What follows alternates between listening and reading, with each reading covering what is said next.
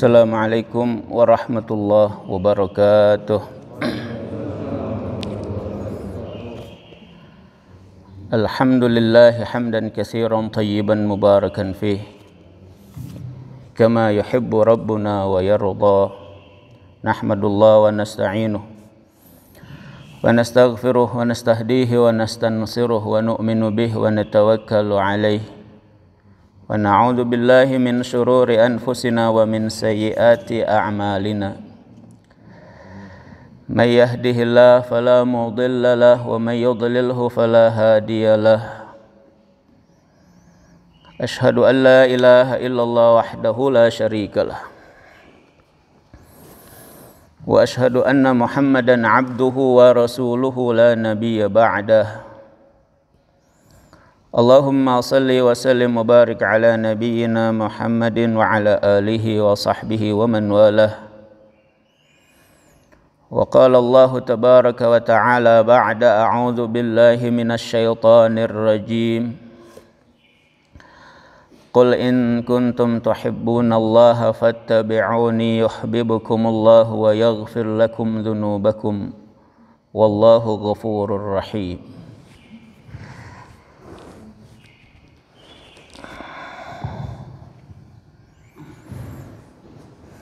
Hadirin yang mulia, kita bersyukur kepada Allah tabaraka wa ta'ala, Zat yang maha rahman, yang rahim, memberikan kita taufik dan hidayah untuk mentaati Allah dan Rasulnya. Di antaranya melaksanakan salat subuh secara berjamaah. Mudah-mudahan amalan salat subuh berjamaah kita, zikir kita, dan amal-amal saleh lainnya diterima oleh Allah tabaraka wa ta'ala.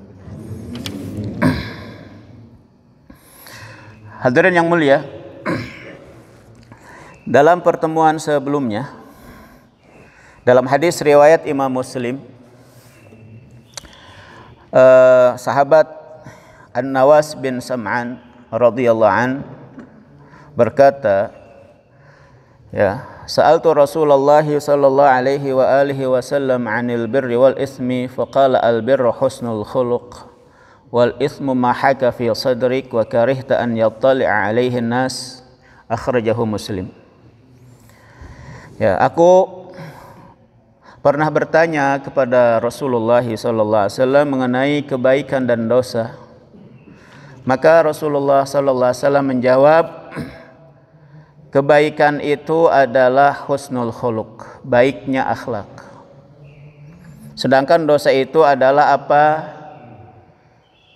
yang menjadi keraguan di dalam hatimu dan kamu tidak suka perbuatan tersebut diketahui oleh manusia. Hadis riwayat Imam Muslim.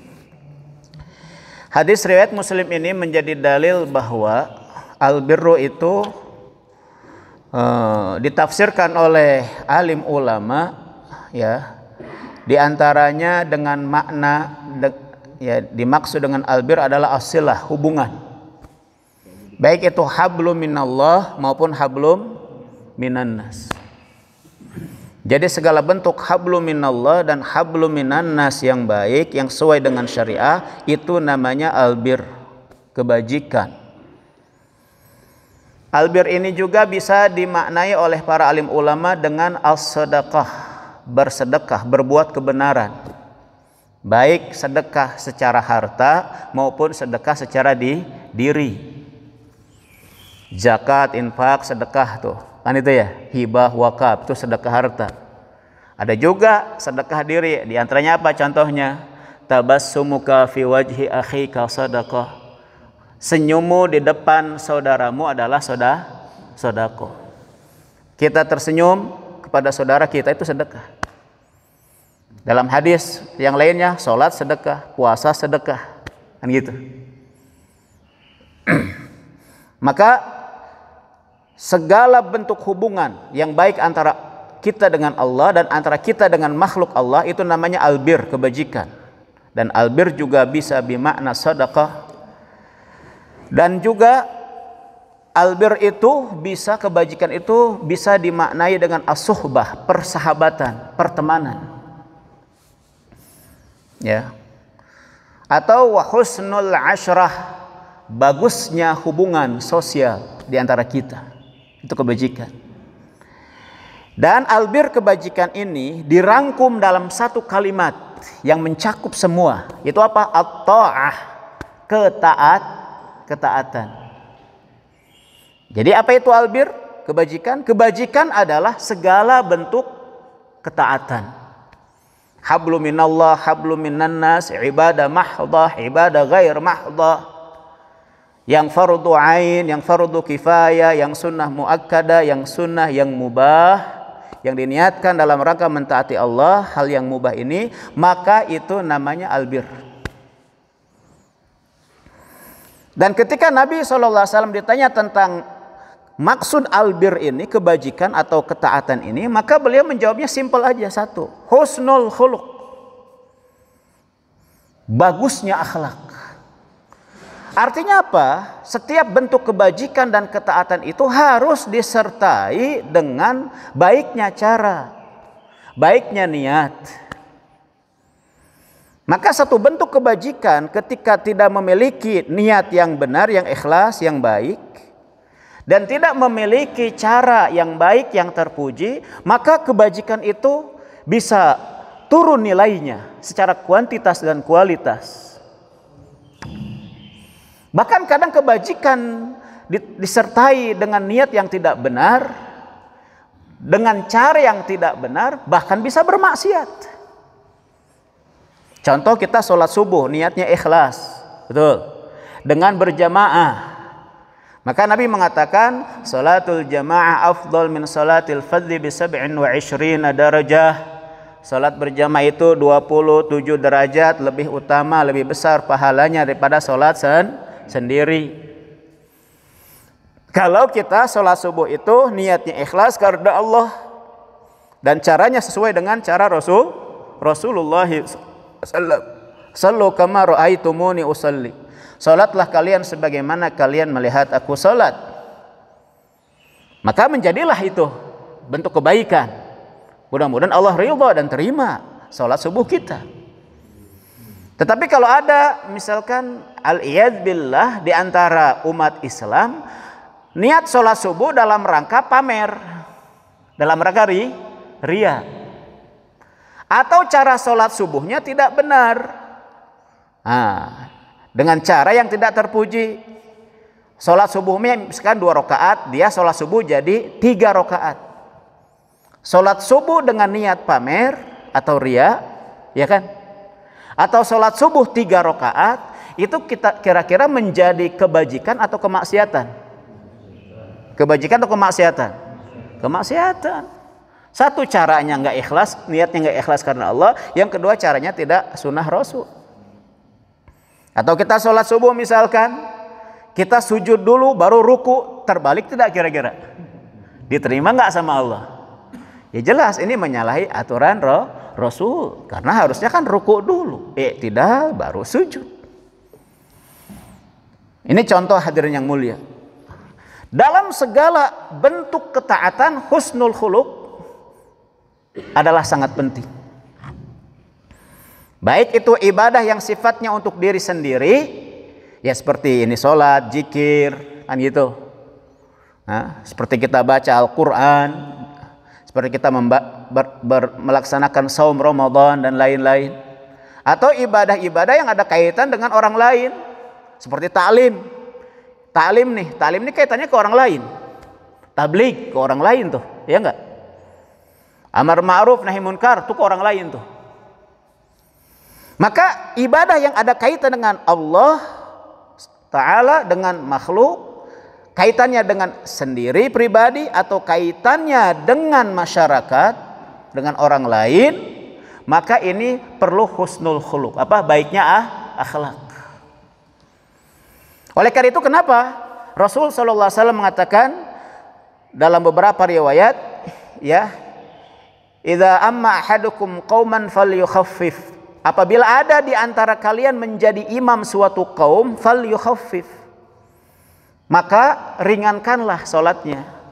Fa inna fihi mudha'if, karena di tengah-tengah orang yang salat ada makmum yang lemah. wasaqim, ada yang sedang sakit, wadzal hajah, ada yang sedang punya keperluan. Nah, hadirin yang mulia, bagaimana cara Rasul sallallahu alaihi wasallam mentakhfif salat? Nah, itu sudah diterangkan di riwayat-riwayat yang lain.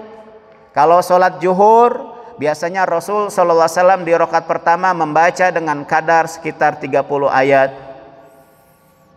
Rakaat kedua juga sama 30-an ayat. Itu takhfif tuh namanya. Ya, sebab kalau ditanya takhfif meringankan salat ke kita, bacaannya apa kira-kira hadirin? Apa bacaan Anda? Takhfifus shalah. Pasti qul ya kulhu, kan begitu? Betul tidak? Itu pandangan kita mengenai definisi dan arti meringankan salat. Dan Nabi ketika beliau mengucapkan sesuatu, ditafsirkan ucapan Nabi oleh perbuatan beliau. Nah, itulah yang dimaksud dengan tafsirus sunnah bis sunnah. Menjelaskan sunnah dengan sunnah yang lain. Ketika Nabi mengatakan ringankan, maka ringankan ini ditafsirkan, dijelaskan sendiri oleh Nabi dengan perbuatan beliau. Salat zuhur, tuh rakaat pertama, rakaat kedua sekian ayat. Salat asar setengah daripada salat zuhur. Salat maghrib kadang Nabi membaca yang pendek-pendek kayak kita qul ya kulhu, kadang yang menengah dan kadang yang panjang dalam salat maghrib.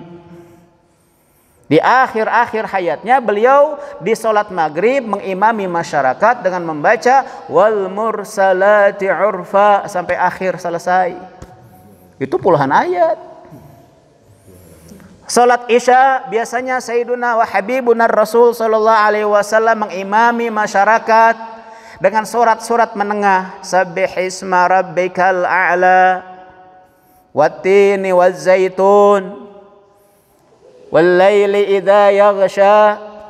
Kadang dipanjangkan oleh beliau lebih dari ayat-ayat tersebut, kadang dipendekkan oleh beliau.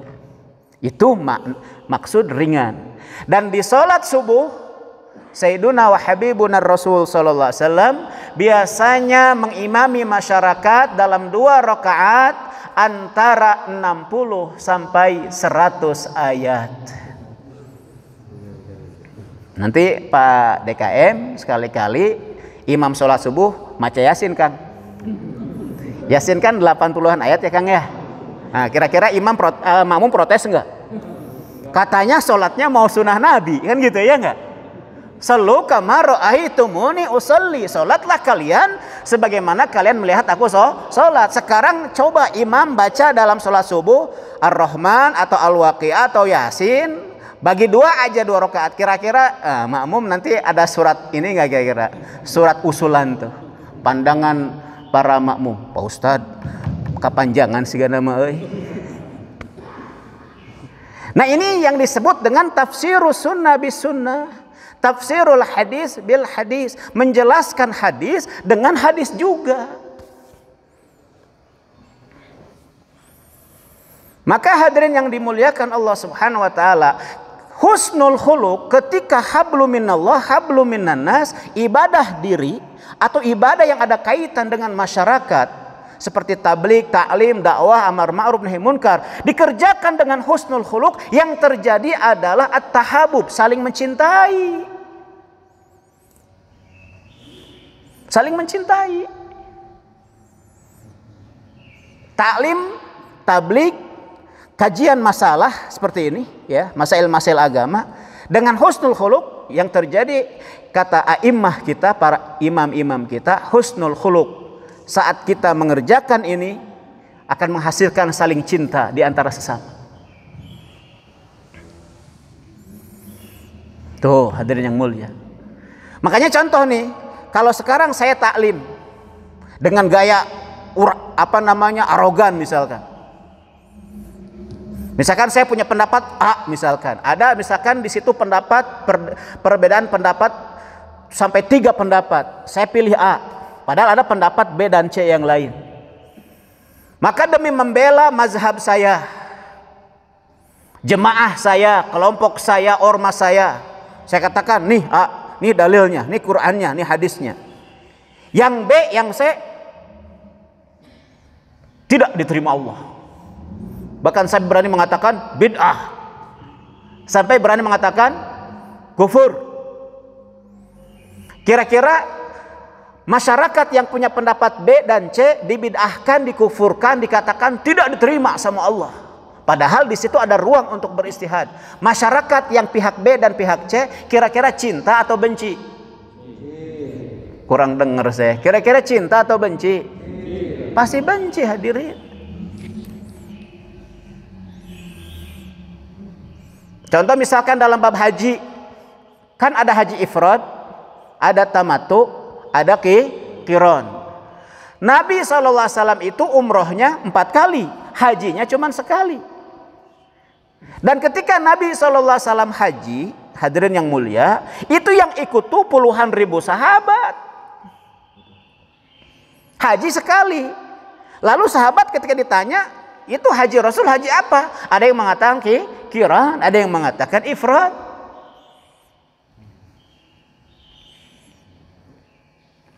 Sehingga ketika ditanya para sahabat, haji yang paling besar pahalanya yang gaya apa? Ada yang mengatakan, oh haji yang paling besar pahalanya tamattu. Ada yang mengatakan haji yang besar pahalanya paling afdal qiran. Yang lain mengatakan ifrad. Makanya ketika para sahabat beda, tabi'in juga beda. Ke bawahnya tabi'in juga beda. Ke bawahnya a'immah mujtahidin juga beda-beda. Ketika Imam Abu Hanifah ditanya haji yang paling afdal apa? Kata Imam Abu Hanifah, qiran atuh. Da Rasul mah haji qiran. Tuh hadirin mulia. Ketika Imam Syafi'i ditanya tentang haji yang paling afdal, ifrad atuh. Da Rasul mah ifrad. Ketika Imam Ahmad bin Hanbal ditanya haji yang paling besar pahalanya haji naon? Tamattu atuh. Da Rasul kan gitu. Menginstruksikan kepada sahabat. Nah sekarang anda, saya mau tanya nih sama bapak-bapak yang pernah haji. Bapak-bapak hajinya itu haji apa? Haji apa? Haji tamattu. Padahal mayoritas masyarakat Asia Tenggara, Indonesia, Malaysia, Brunei, Thailand, Singapura, rata-rata ahlu sunnah wal jamaahnya bermadhab apa fikihnya? Syafi'i. Apaan fikihna Syafi'i? Di Asia Tenggara. Nah, haji tamattu. Halo? Loha. Iya. Demi apa? Maka Majelis Ulama Indonesia dan pemerintah kita melihat 3 perkara ini, tamattu, qiran dan ifrad. Dan ketika melihat kemaslahatan umat bangsanya, maka mereka berpendapat tamattu di zaman sekarang untuk masyarakat Indonesia khususnya lebih cocok dalam pelaksanaan ibadah haji, untuk meringankan dan memudahkan. Kabayang teu ku bapak-bapak, ketika masyarakat Indonesia gelombang pertama, ya gelombang kedua, tapi yang paling menderita gelombang pertama biasanya, datang ke Mekah Mukarramah, ya enggak, dalam kondisi haji ifrad, haji qiran, eta ihram teh teu meunang dibuka-buka, kabayang teu?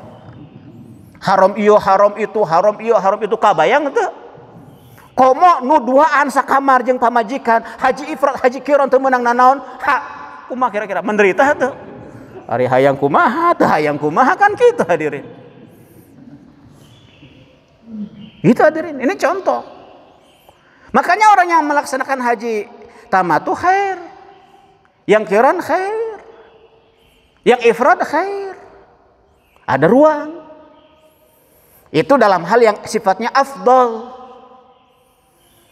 Dalam sifat yang sifatnya ikhtilaf bukan afdoliyah. Ya enggak? Contoh masalah kunut dan tidak kunut kan sudah saya bahas tuh berkali-kali di sini. Ada ruang untuk beristihad.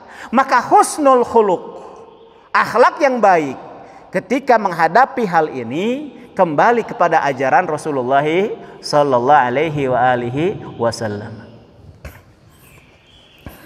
Husnul khuluq kita dengan orang yang kafir non muslim, cukup kita katakan lakum dinukum waliyadin, selesai. Nggak usah kita menghujat-hujat orang non muslim.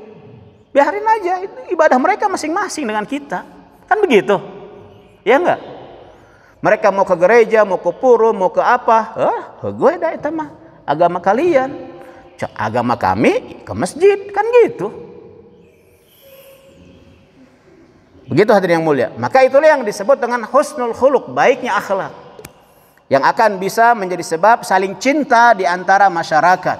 Maka ketika di antara masyarakat terjadi kebencian yang mengakibatkan perpecahan, permusuhan di antara sesama umat Islam, berarti di situ ada su'ul khuluq, buruknya akhlak. Buruknya akhlak. Contoh apa dalam pengajian seperti ini dalam masyarakat? Kan bagusan di pengajian seperti ini, ketika masyarakat mengadakan pengajian, ini kan bentuk ta'awun, tolong menolong atau gotong royong dalam kebaikan dan ketakwaan. Secara etika hadirin, saya mau tanya kepada Anda. Dalam pengajian masyarakat, ini Masjid Darul Barokah, Perum Pasir Melati ya namanya. Diundanglah masyarakat Perum Pasir Melati. Secara etika, RT RW, kerukunan tetangga dan secara kerukunan warga, menjaga kerukunan warga dan tetangga, bagusan hadir tidak hadir? Bagusan hadir, kan begitu. Apabila tidak ada uzur, ya enggak? Ketika Anda misalkan mengadakan gotong royong berjamaah di Pasir Melati ini, misalkan kita bareng-bareng sepakat hari Ahad kita akan bersihkan lingkungan Pasir Melati bareng-bareng. Ya, harusnya apa? Hadir atau tidak hadir? Etika menuntut kita, adab menuntut kita hadir dong. Kecuali uzur, kecuali sakit, tinggal bilang aja, PRT, PRW punten abdi nuju ya. Teraraos, akhir, ya enggak? Tapi kalau nggak ada uzur, yang lainnya di depan rumah dia sedang bersih-bersih lingkungan, dia sambil ngopi, sambil ngerokok misalkan, dah ahlul udud, ya enggak, misalkan sambil gini aja, dia cuek aja dengan tangannya. Kira-kira gimana di hati tetangga di depan dia, kira-kira yang lagi bareng-bareng bersihin rumah di depan dia? Ini orang beretika tidak kira-kira? Kurang. Anda sepakat kurang, tanpa uzur ya. Kalau ada yang mengatakan di antara Anda, oh dia sangat bagus etikanya, seperti itu ya, saya bisa pertanyakan akal Anda, kan itu. Nah, contoh hadirin mulai lihat, di dalam ta'lim pun ternyata ada seperti itu. Ada ikhwan-ikhwan kita yang karena terlalu berlebihan membela manhajnya dan mazhabnya dan ormasnya, dia hanya mau duduk dalam ta'lim ustadz ormasnya. Halo. Dia hanya mau duduk dalam ta'lim, majelis ta'lim ustadz mazhabnya sendiri. Kalau ormas lain, mazhab lain dia nggak mau. Langsung keluar masjid aja. Ada nggak yang kayak gitu? Ada tidak? Asa ragu-ragu bapak-bapak, ada tidak? Ada. Ini kan egoisme mazhab namanya. Betul tidak? Padahal kita innamal mu'minuna ikhwah. Orang beriman itu semua bersaudara. Ini contoh husnul khuluq. Ya, hadirin yang mulia. Dan ini hadis riwayat Imam Muslim, tak bisa ditolak. Begitu sahih. Kalau kita bicara hadis, kita akan bicara ilmu hadis, dan bicara ilmu hadis kita akan bicara riwayah dan diroyah. Apa itu riwayah? Yaitu penukilan-penukilan yang disandarkan ya kepada Rasul sallallahu alaihi wasallam, baik berbentuk perkataan, perbuatan, takrir, persetujuan atau ketetapan, ataupun sifatan, biografi Nabi, sifat-sifat Nabi. Itu biasanya berbentuk apa? Nabi bersabda sallallahu alaihi wasallam, Nabi sallallahu alaihi wasallam berbuat anu, ada sahabat berbuat anu, Nabi mendiamkannya, bahkan Nabi mujinya, itu takrir. Ada hadis nanti Rasulullah sallallahu alaihi wasallam matanya seperti ini, rambutnya 5 jumma wafroh misalkan. Nabi kalau begini sikapnya, begini akhlaknya, itu cerita tuh, itu namanya riwayah. Itu agak ringan, lebih mudah. Orang biasanya ngerti biasanya itu, ya, di lafaz-lafaz yang sifatnya umum untuk dimengerti. Tapi ada ilmu hadis yang namanya diroyah, yaitu sifatnya pengetahuan mengenai ulumul hadis, yaitu mengetahui tentang usul-usul, pondasi-pondasi dan kaidah-kaidah yang dengannya kita akan bisa mengetahui hadis ini apakah layak untuk diterima, disebut hadis sahih atau hasan, atau hadis ini ditolak menjadi hadis dhaif. Maka kalau kita bicara nanti hadis sahih, maka kita pasti bicara satu, ittisalus sanad. Hadis sahih itu harus bersambung sanadnya. Yang kedua, adalatur rawi. Hadis sahih itu rawinya harus punya sifat adil. Yang ketiga, dhabatur rawi. Hadis sahih itu perawinya harus dhabat, hafalannya kuat. Dari mulai dia dengar sampai dia menyampaikan kembali hadis itu kapan saja bisa tanpa ada kesalahan. Contoh, dengar satu hadis ini 10 tahun lalu. Ya, 10 tahun lalu dia dengar hadis A.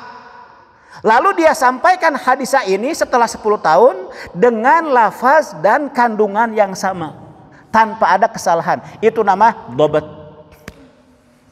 Ada di antara bapak-bapak yang punya hafalan 10-20 tahun tidak berubah-ubah? Acung tangan dong. Yang di sini doktor, profesor.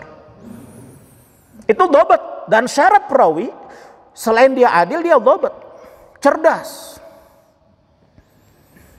Tuh. Dan apa itu adil? Adil dalam kajian hadis, dalam ulumul hadis, dia syaratnya satu, dia harus muslim. Dia harus orang Islam. Makanya kalau kita diminta memilih pemimpin yang adil, orang Islam milihnya siapa? Muslim atau non muslim? Pasti muslim. Karena syarat adil pertama kali dia Islam, dia punya keimanan. Nggak mungkin orang bisa adil tanpa menjadi orang muslim. Itu adalah akidah kita, keyakinan kita sebagai umat Islam. Pemimpin adil menurut umat Islam harus muslim. Kan begitu. Sekarang apalagi menjelang pilkada ya, betul nggak? Wah, ini Pak Ustadz jadi jurkam muslim nih. Bukan jadi juru kampanye dah, ini mah ta'lim hadirin. Yang kedua, dia harus akil, berakal. Nggak bisa orang itu disebut adil namun dia tidak punya akal. Ya. Yang ketiga, dia harus balik, sudah cukup umur. Maka seorang yang berusia 5, 6 tahun, 7 tahun meriwayatkan hadis belum bisa diterima periwayatannya. Kenapa? Belum cukup umur. Nggak bisa. Qala Rasulullah sallallahu alaihi wasallam, hadis riwayat Imam Bukhari. Umur mana barajang? 10 Ustaz. Kan cukup umur. Belum disebut adil. Sampai segitunya Islam itu. Adil itu harus cukup umur. Balik. Yang keempat, syarat adil itu adalah salim minal fisqi. Selamat dirinya dari segala bentuk dosa besar. Baik itu apa? Meninggalkan hal yang wajib, seperti meninggalkan sholat 5 waktu, meninggalkan puasa Ramadan, tidak haji padahal sudah wajib, kan gitu ya. Tidak bayar zakat padahal sudah nisab dan haul misalkan. Contoh nih ya. Itu fasik namanya. Atau dia menerjang hal yang haram. Apa yang hal haram? Banyak. Zina, judi, ya enggak? Ya kan? Riba. Nah, sekarang nih kita nih lagi musim riba nih. Orang-orang sekarang lagi terkena penyakit riba hampir rata-rata. Terutama kita dalam pembelian rumah, mobil, motor, modal kerja. Kita kadang suka terjebak riba, bunga berbunga, teangges-angges. Ini musibah kita. Maka orang yang dia menerjang hal yang haram fasik. Yang kelima, syarat adil itu salim min khawarimil muru'ah. Orang tersebut, si perawi hadis tersebut bisa diterima hadisnya karena dia dianggap adil ketika apa? Dirinya bebas, bersih dari segala perkara yang bisa merusak kehormatannya. Yaitu apa? Terbiasa dengan dosa-dosa kecil atau terbiasa dengan etika yang tidak baik dalam kehidupan sehari-hari. Contoh, dia makan minum dengan tangan kiri biasanya. Baik tidak itu? Kalau dia sering kayak gitu, itu secara etika kurang bagus tuh orang. Maka dalam perhatian hadis, orang yang makan minum dengan tangan kiri secara etika tidak bagus ya, yang mulia, itu disebutnya apa? Tidak adil. Atau dia suka nongkrong di pinggir jalan sambil matanya jelalatan, lihat ini lihat itu, ya enggak? Tidak bisa. Itu kurang beretika tuh dalam ilmu hadis. Maka periwayatannya enggak bisa. Dan banyak sekali masalah etika, baik yang disepakati maupun yang tidak disepakati. Nanti itu masuknya nanti dalam pembahasan ilmu rijal, ya dan sebagainya. Maka Imam Muslim kalau meriwayatkan hadis, maka pasti sanadnya ittisal bersambung, perawinya pasti adil, dan pasti hafalannya kuat, dan pasti dia adalah selamat dari dosa besar, dan pasti dia selamat dari apa? Dari hal yang merusak etika. Ya, contoh misalkan Imam Muslim meriwayatkan daripada di atasnya Sayyiduna Ahmad bin Hanbal. Imam Ahmad bin Hanbal misalkan meriwayatkan dari gurunya Imam Syafi'i. Imam Syafi'i meriwayatkan dari gurunya Imam Malik. Imam Malik meriwayatkan dari gurunya Imam Az-Zuhri. Imam Az-Zuhri meriwayatkan dari gurunya Imam Sa'id ibnul Musayyab rahimahumullahu ta'ala. Beliau meriwayatkan dari guru di atasnya Sayyiduna Abu Hurairah radhiyallahu an. Meriwayatkan dari guru di atasnya Sayyiduna Habibun Rasul sallallahu alaihi wa alihi wasallam. Maka mulai dari Ahmad bin Hanbal berguru ke Imam Syafi'i, berguru ke Imam Malik, ke Imam Az-Zuhri, Sa'id bin Musayyab, Abu Hurairah, Rasulullah. Ini dari Ahmad bin Hanbal rahimahullah ta'ala sampai Rasulullah SAW, semuanya adalah adil. Semuanya adalah adil. Itu hadis Muslim. Sama juga dengan hadis Bukhari. Sama, derajatnya tuh seperti itu. Cuman secara kesahihan hadis Bukhari lebih unggul. Ini hadis mulia. Baik, itu hadis yang pertama. Oleh karena itulah Rasulullah SAW mengatakan, "Da' ma yuribuk ila ma la yuribuk."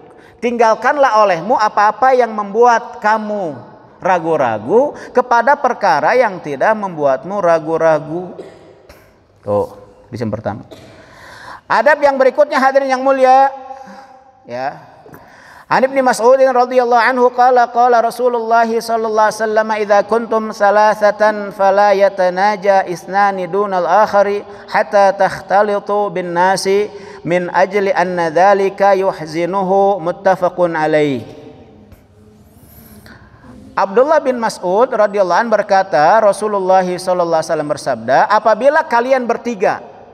Nah, ini penting Naden. Ini adalah etika dalam berkomunikasi, etika di dalam kita bergaul. Nabi mengatakan apabila kalian bertiga, maka jangan ada dua orang dia berbincang-bincang, berbisik-bisik tanpa melibatkan orang ketiga. Ya. Sehingga kalian yang bertiga ini berkumpul dengan orang banyak. Kenapa? Karena hal yang demikian itu, kalau ada orang tiga, dua orang tiba-tiba bersih gini. Si yang ketiga nggak dilibatkan nih dalam perbincangan. Padahal cuma bertiga, tidak berjamaah seperti ini. Maka kata Nabi itu akan membuat dia sedih. Apa? Membuat dia sedih. Hadis riwayat Imam Bukhari dan Muslim. Hadirin yang mulia, tujuan silaturahim, menyambung tali rahim, tujuan di antara tujuan utamanya adalah apa? Idkhalus surur fi qalbil mu'min. Membuat hati orang beriman bahagia. Jadi kalau sekarang saya silaturahim ke Darul Barokah, maka di antara tujuannya apa? Etikanya, visi misinya apa? Membuat orang yang saya datangi bahagia, tidak sedih. Maka saya harus menyampaikan hal-hal yang membuat kita bersemangat, kita makin taat sama Allah, makin dekat kepada Rasul. Dan kalau terjadi hal-hal yang berbeda di antara kita, saya tidak boleh saklek, apalagi radikal, main gampang-gampang menyalahkan, membid'ahkan, mengkafirkan, nggak bisa kayak gitu. Kenapa? Nabi mengatakan min ajli anna dzalika yuhzinu, karena hal yang demikian itu membuat dia sedih. Ini dalil bahwa perbuatan-perbuatan percakapan-percakapan yang membuat masyarakat sedih itu hendaknya diapain? Dihindarkan. Membuat orang susah misalkan, jangan, dari mulia. Kita berusaha dengan setiap orang Islam membuat dia senang, membuat dia bahagia dalam hal-hal yang memang itu baik. Kecuali membahagiakan, menyenangkan orang dalam rangka maksiat.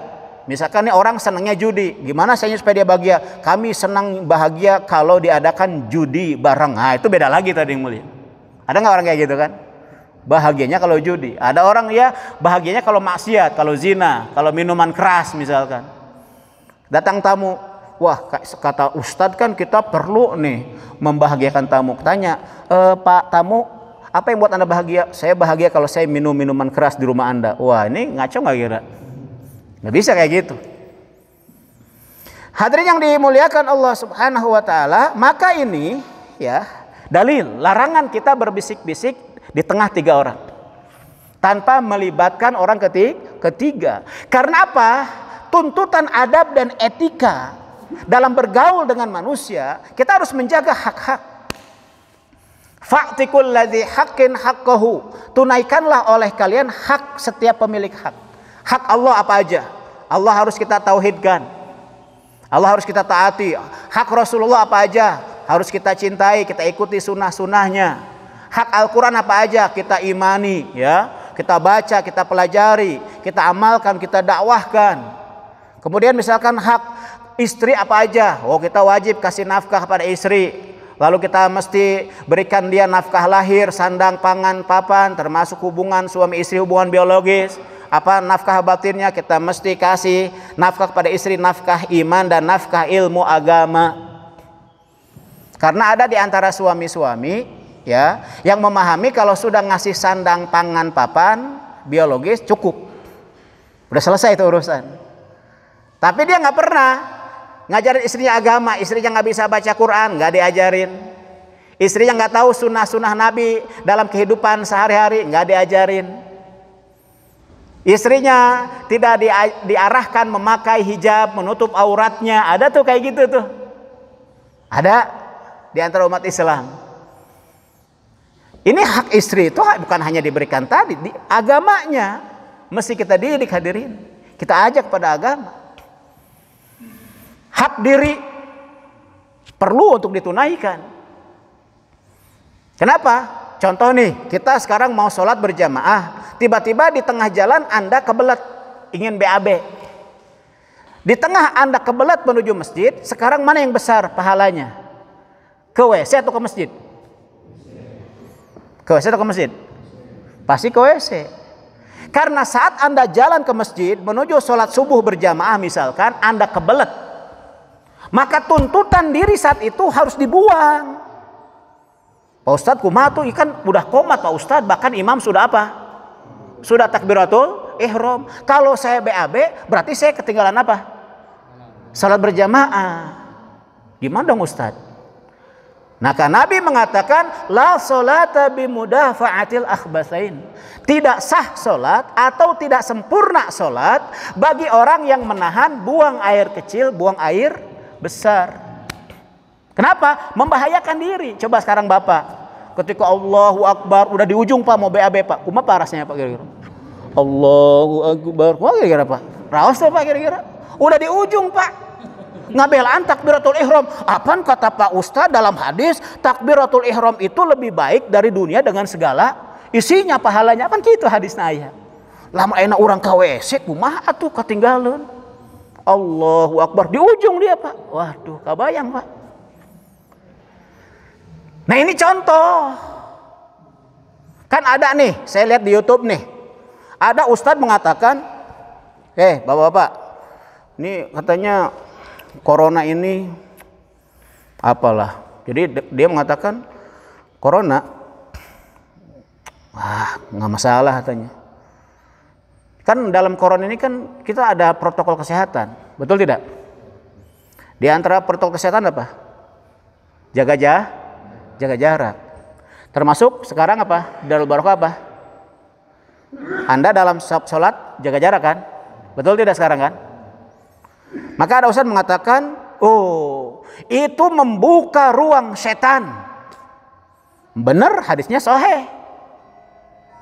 Memang dalam kondisi di mana Nabi mengatakan wasuddul khalal, rapatkan. Jadi kieu ya. Ini sieun corona sih nama ya. Punten. Ya. Dah. Baik. Kan Nabi mengatakan kalau ada celah tutup. Istau wastaqimu wa'tadilu wa tarasu wasuddul khalal wa hadu bainal manakib wa la takhtalifu fatakhtalifa qulubukum. Ini hadis-hadisnya sahih. Jadi kalau sholat tetap harus rapat sanajan corona. Lalu dia bawa hadis-hadis yang lain. Katanya orang Yahudi, orang apalah musuh Islam katanya. Ya enggak? Itu paling enggak suka masyarakat muslim itu satu, sholat berjamaah, aminnya bareng, sapnya rapat. Itu katanya orang kafir tuh enggak suka. Jadi corona itu nanti konspirasi katanya. Untuk apa nih? Supaya sholat orang Islam itu nggak benar. Jadi dia mau adu-adu ini dalil dengan dalil. Kita umat Islam yang ahlu sunnah wal jamaah, yang dibimbing dengan Al-Quran dan As-Sunnah, yang mengambil prinsip-prinsip dari dalil-dalil nakal, wahyu, dan akli, logika yang sehat. Maka kita harus melihat hadis-hadis ini, teksnya dan kandungannya menjadi satu kesatuan pemahaman yang utuh, yang komprehensif. Tidak bisa satu-satu. Apa benar ketika masa corona, ketika kita sholatnya satu-satu, ini kita ini membiarkan setan masuk? Ini tidak benar hadirin. Kenapa? Karena ini dalam kondisi apa? Gawat COVID. Apa namanya? Gawat COVID. Bahkan ada fatwa. Ada fatwa nih. Di tengah zona merah, sholat berjamaah dianjurkan tidak? Bahkan tidak dianjurkan di zona merah, zona hitam. Kan ada hadis Bukhari, Muslim dan lain-lain. Ketika di Madinah Munawwarah hujan deras, maka jalanan Madinah kan belum aspal saat itu, tak aya aspal hadirin. Maka jalan Madinah menjadi apa? Padang pasir, leur, licin. Sehingga orang susah jalan. Maka Nabi mengatakan kepada muazin, katakan ala sallu fir rihal. Salatlah kalian di mana? Di rumah masing-masing.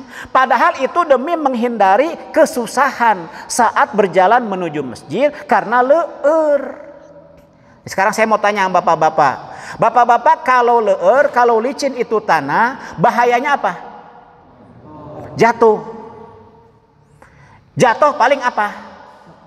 Ya sakit weh. Ya enggak ada kan jatuh oh enak, enggak ada tuh. Benar tidak? Sekarang saya mau tanya, Anda jatuh gubrak aja gitu kan? Biasanya kan tuh namanya luka ring, bahkan tidak luka kadang, ya betul tidak? Sekarang lebih bahaya mana? Jatuh di tanah yang licin gubrak gitu aja dengan bahaya corona. Lebih bahaya mana? Menurut kedokteran ya, bukan menurut prinsip kita. Menurut kedokteran lebih bahaya mana? Lepas si corona hadirin, wabah. Kan disebutnya wabah, pandemik. Kalau untuk yang sifatnya mafsadah, yang ringan aja, Nabi mengatakan ala sallu fir rihal, salatlah kalian di mana? Di rumah masing-masing, padahal mafsadahnya tidak terlalu seberat corona, apalagi ketika datang corona. Zona hijau, zona merah misalkan, ya udah nggak usah sholat di rumah. Atau dia zona yang ya kayak gitulah, kayak kita gini misalkan, ya udah kita buat jarak-jarak sapnya, begitu hadirin. Dan dalilnya terlalu banyak. Dan ini adalah seolah-olah menjadi apa? Menjadi ijma, kesepakatan ulama seluruh negara. Anda tanya ke Majelis Ulama Indonesia, gitu fatwanya. Anda tanya ke Majelis Ulama Malaysia, Brunei, Asia Tenggara, Anda tanya ke Majelis Ulama Mesir sekitarnya, sama fatwanya. Anda lihat di Mekah, di Madinah, fatwa ulama Mekah, Madinah, Saudi, sama gitu buat jaga jarak. Ketika ratusan ribu bahkan jutaan ulama mereka memiliki kesepakatan sama di tengah pandemik ini, sholatnya baiknya di jarak-jarak demi menyatukan antara menjaga syariah yang namanya sholat berjamaah dan menjaga kesehatan diri dengan protokol kesehatan. Dua-duanya dijalani. Syariah terjaga, kesehatan terjaga dengan disiplin protokol, kan gitu. Maka ini menjadi seolah-olah ijma, kesepakatan ulama di seluruh dunia. Baik ulama syariah maupun ulama bidang kesehatan yang namanya dokter maupun pemerintah. Jadi kita dalam berfatwa, saya sarankan kepada teman-teman mubaligh, ikhwan-ikhwan, ustadz, ya kita usahakan jangan bertabrakan secara frontal lah dengan fatwa jumhur mayoritas ulama. Apalagi dengan di situ ada pemerintah, kan itu ada sebagainya. Usahakan kita bareng-bareng lah. Ya, seperti itu, ya. Wallahu alam bisawab. Itu adalah termasuk beretika, ya. Kita kembali, maka ketika kita ada di 3 orang, 2 orang dia berbisik-bisik, 1 tidak diajak, maka hak dia dalam berkomunikasi diabaikan, membuat dia sedih. Maka inilah yang dimaksud dengan husnul muasyarah, baik etika dalam bergaul. Wallahu a'lam bishawab, ya. Hadis yang terakhir, wa an Ibnu Umar radhiyallahu anhuma qala Rasulullah sallallahu alaihi wasallam la yuqimur rajula min majlisihi thumma yajlis fi walakin tafassahu wa tawassa'u, muttafaqun alaih. Sayyiduna Abdullah bin Umar radhiyallahu anhum berkata, Rasulullah sallallahu alaihi wasallam bersabda, janganlah ada seseorang membangunkan orang lain dari tempat duduknya lalu dia duduk di tempat orang yang dia bangunkan itu. Nggak boleh tuh, kata Nabi. Jadi bapak-bapak, kalau kita ada majelis, kita datang, kita berkata, wait, ya no, berak di dia, jangan kayak gitu. Jangan hadirin, ya enggak. Nabi mengatakan jangan. Orang lagi duduk, jangan ini supaya kita, jangan ambil tempat duduk dia duluan kok. Dia sudah duluan, itu hak dia tuh. Tapi kata Nabi apa? Walakin tafassahu, berikan kesempatan dia. Gini, tafassahu wa tawassau, dan keluasan. Ini hadis riwayat Imam Bukhari dan Muslim. Bahkan Nabi mengatakan man qama min majlisihi thumma raja'a ilaihi fahuwa ahaqqu bih. Hadis riwayat Muslim dan lain-lain. Barang siapa yang bangun dari tempat duduknya lalu dia kembali lagi, maka dia yang paling berhak di tempat duduk itu. Contoh nih, bapak-bapak lagi Jumatan, ya. Pernah nggak di antara bapak-bapak Jumatan di tengah Jumat batal? Pernah nggak? Pernah kan? Karena Anda batal, Anda perlu keluar masjid tidak? Iyalah, untuk wudhu kan? Nah, ketika Anda keluar masjid untuk wudhu, ya, dan Anda mau balik lagi, maka tempat di mana Anda meninggalkan, siapa yang paling berhak menempatinya kembali? Ya Anda. Orang lain nggak boleh dia, oh alhamdulillah, saya tahu, orangnya disap harap, jangan kayak gitu, jangan. Dia lebih berhak, kata Rasul Sallallahu Alaihi Wasallam. Nah, ini menunjukkan betapa Islam itu rahmatan lil alamin. Betapa Islam menjaga hak-hak setiap individu bahkan kolektif. Hak diri, hak masyarakat, hak masjid. Bahkan Nabi mengatakan bahwasanya masjid ini perlu diapain? Dibersihkan, wa tutayyab, bahkan dikasih wangi-wangian. Jadi kalau Anda masuk ke satu masjid, Anda mendapati masjid tersebut ada dibakar kayu-kayu apa tuh yang wanginya bagus apa? Gaharu ya? Ada kan kayak gitu ya? Atau disemprot pakai minyak wangi dari Mekah, yang soalnya minyak wangi Madinah Munawwarah nih, kan ada kayak gitu ya? Itu adalah bagian hak masjid untuk dibersihkan dan diwangiin. Kenapa Nabi SAW memberitahu barang siapa dalam hadis nih, barang siapa yang makan bawang putih dan bawang merah, jangan sekali-kali mendekati tempat sholat kami. Kenapa sebabnya? Bau mulut. Ini hak masjid. Masjid aja ditunaikan haknya, hadirin. Setiap sesuatu ketika dia ada haknya, tunaikan. Fa'tikul ladzi haqqin haqqah. Wallahu a'lam bissawab. Dah cukup kajian kita. Sekarang saya kasih kesempatan pertanyaan 3. Mangga.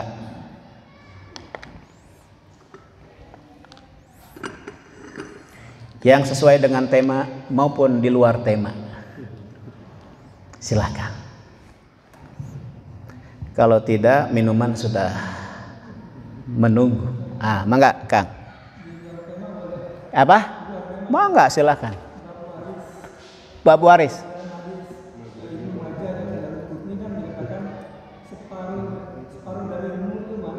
Iya. Sepertiga, Kang. Sepertiga ya. Iya.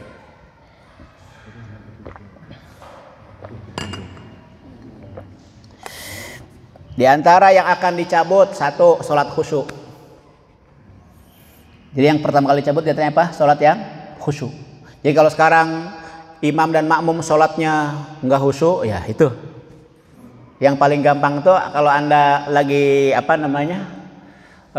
lupa suatu sholat di mana kunci mobilnya? Allahu Akbar. Tak biasanya ingat gini kunci mobil tadi dia dina sholat, jurik datang hadirin. Uzkur kaza kan gitu hadis Bukhari Muslimnya. Tuh kan. Termasuk ya apa musibah kita adalah ilmu waris. Ilmu mengenai faraid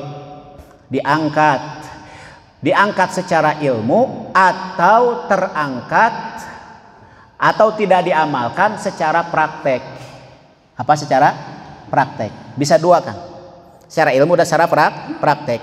Di zaman sekarang yang namanya ilmu waris terjaga secara teori. Secara apa? Tapi secara praktek warisan dipraktekkan tidak? Ada yang mempraktekkan, yang beriman. Ada juga dengan alasan tertentu tidak mau mempraktekkan ilmu waris. Contoh dalam Al-Quran, anak lelaki dapat 2, anak perempuan 1. Namun berapa banyak keluarga muslim yang tidak mau nerima hukum ini? Tuh adil apaan orang ge boga kebutuhan loba siga dulur orang nu lalaki. Ada nggak yang kayak gitu bilang? Barang kudu sarua. Nah, gimana tuh menyikapinya? Ada beberapa solusi. 1, ketika saudara laki-lakinya ini beriman ya dan dia tahu saudara perempuannya ini tidak mau kebagian setengah dari haknya, keimanan dia menuntut ada keluasan hati dia untuk berbagi. Daripada saudara saya nanti menentang Al-Quran jadi kafir kan gitu ya. Nggak apa-apalah saya berbagi dengan dia. Dia mengatakan, Kak, saya ini haknya kan 2 ya, tapi kakak kan nggak mau. Ya udah, kita bagi bareng aja. Hak saya yang 1 kita bagi 2 sehingga kita dapatnya bareng sama. Boleh nggak kayak gitu? Cuman kan itu dituntut apa? Keimanan ya enggak, dan keluasan hati yang punya hak. Jadi kalau sekarang ilmu waris terangkat bukan secara teori sekarang ini, karena ulama-ulama, santri, ustadz ngerti ilmu waris. Kalau laki-laki, kalau suami dia punya istri, istrinya meninggal, tidak meninggalkan anak, dia dapat setengah. Ya enggak? Contoh ini ya. Kalau ternyata istrinya dari perkawinan punya anak, dia dapat seperempat. Suami istri, suami meninggal, punya anak, dari hubungan suami istri ini dapat berapa? 1/8. Kalau nggak punya anak, seperempat. Ini kan contoh, kan gitu ya. Nah, kalau misalkan di sini banyak anak perempuan biasanya dapat 2/3. Ini ada ibu dapat 1/6 misalkan. Ini asobah, ini macam-macam nanti kalau itu nantilah ya ustadz waris lah yang masalah itu ya Kang ya. Jadi yang dimaksud dengan terangkatnya ilmu waris itu apa? Sekarang ini prakteknya tidak dikerjakan. Kenapa? Kelemahan iman dan kelemahan ilmu. Sehingga kadang-kadang banyak keluarga muslim tidak bisa menerima hukum waris Islam. Jadi apa dong solusinya? Solusinya diantaranya satu. Sebelum meninggal, ayah ibunya memberikan didikan agama yang benar. Itu yang pertama, itu yang pasti. Yang kedua, kalau ternyata setelah didikan agama yang benar, ternyata si calon ahli warisnya ini merkedeweng, ternyata bahasa Jerman tak merkedeweng lah kadenya, keras kepala, ya enggak, seperti itu, hesek segala nama, maka apa? Udah hibahin aja. Kalau hibah kan sunahnya apa?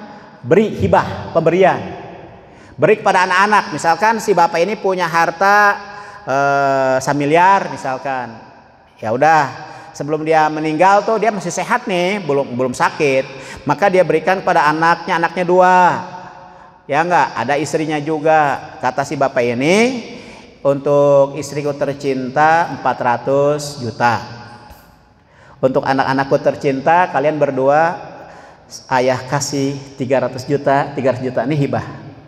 Boleh nggak kayak gitu? Boleh tidak? Oh boleh. Itu solusi. Di antara alternatif solusi kalau ahli waris kita susah nerima hukum waris, hibahin tuh saat masih sehat. Tapi kalau dia lagi sakit parah mau mati nggak bisa hibah, namanya apa? Wasiat. Dan wasiat itu 1/3 paling banyak. Dan wasiat juga tidak boleh diberikan kepada ahli waris, tapi kepada siapa? Yang non ahli waris. Misalkan, aduh bapak teh kayaknya mau wafat ini, harta bapak teh banyak, atau bapak teh ingin punya sedekah jariah, cing, atau ini bapak punya uang 10 miliar, bapak mah ingin 2 miliar buat bangun masjid, boleh tidak tuh? Boleh tidak? Boleh.